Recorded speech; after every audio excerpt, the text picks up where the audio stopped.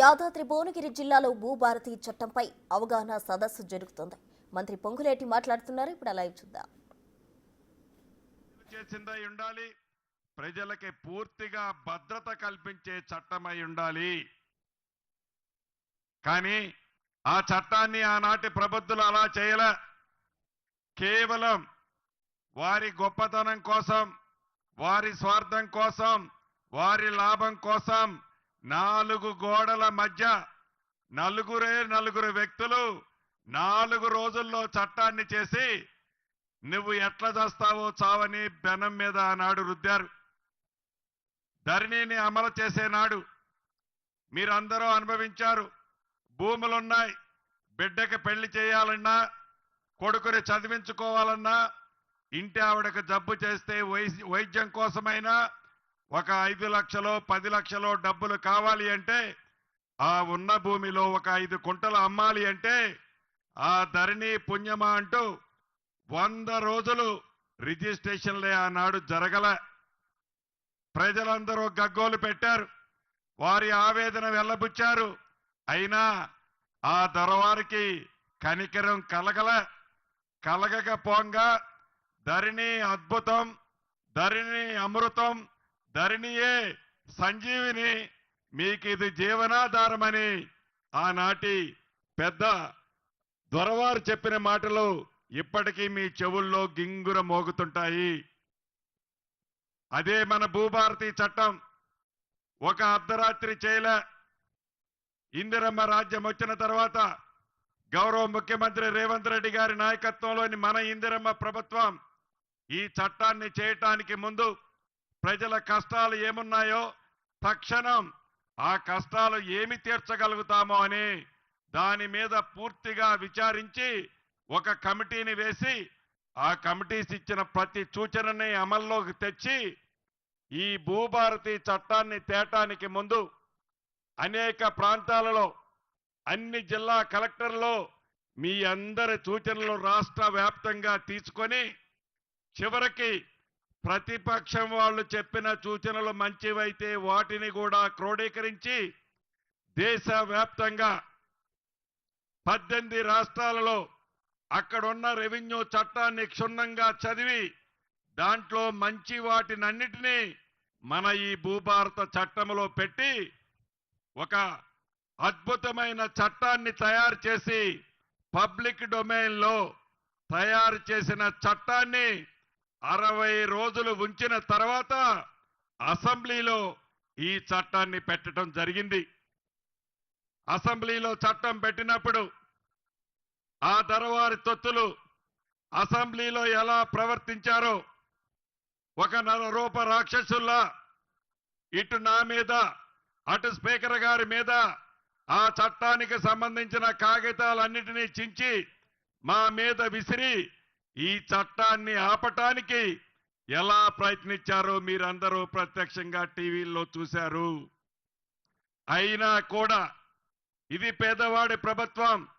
ఇందిరమ్మ ప్రభుత్వం అంటేనే పేదోడు కష్టాలు తీర్చే ప్రభుత్వం.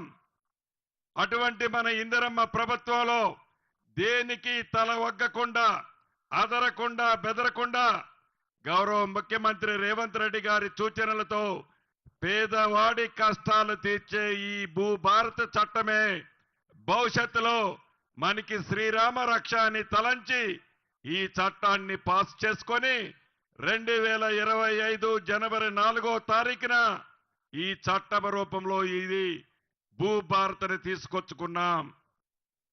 ఆనాడు 2020 చట్టమైతే చేశారు కానీ నియమ నిబంధనలు 3 సంవత్సరాలైనా ఆనాటి ప్రబుద్ధులు చెయ్యాలి అనే ఆలోచన కూడా రాలేదు.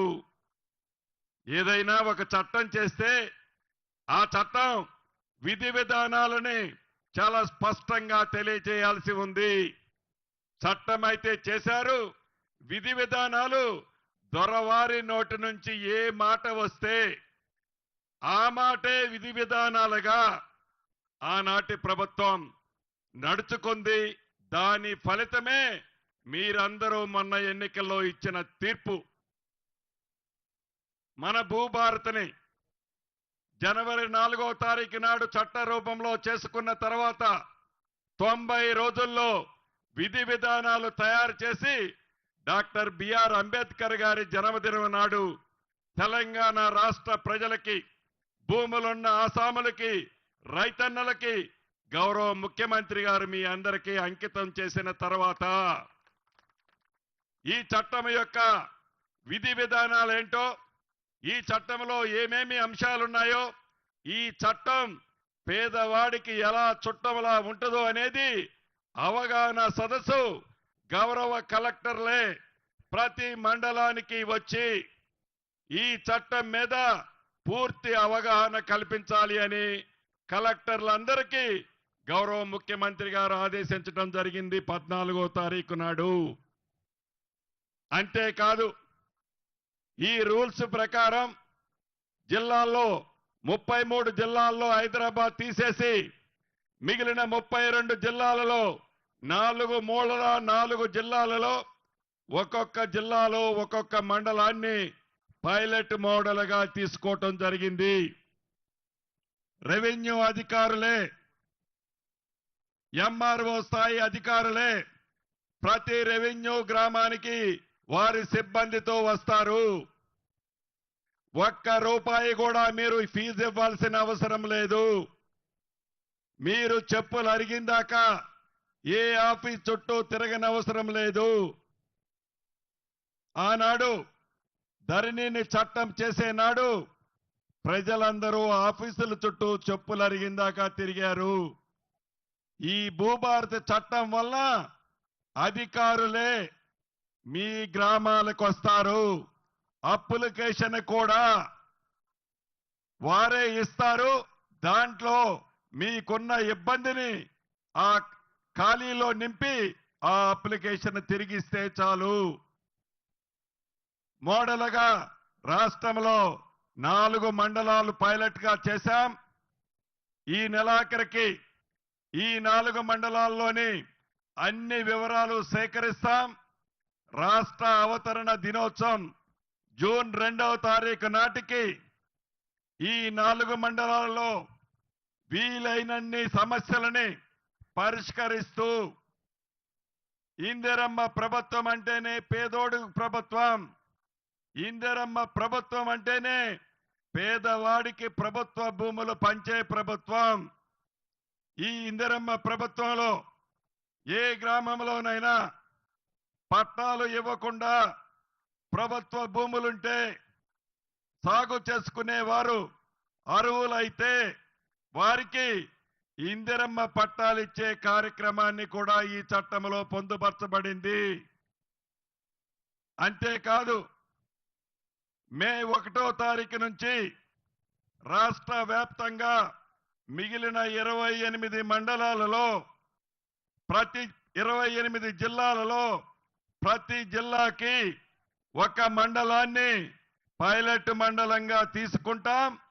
ఈ మండలాలలో నుంచి వచ్చే సూచనల ఆధారంగా అవసరమైతే చట్టములో ఉన్న నియమ నిబంధనలని చిన్న చిన్న కరెక్షన్స్ ఉన్నా చేయటానికి మన ఇందిరమ్మ ప్రభుత్వానికి ఏ రకమైన భేషజం లేదు.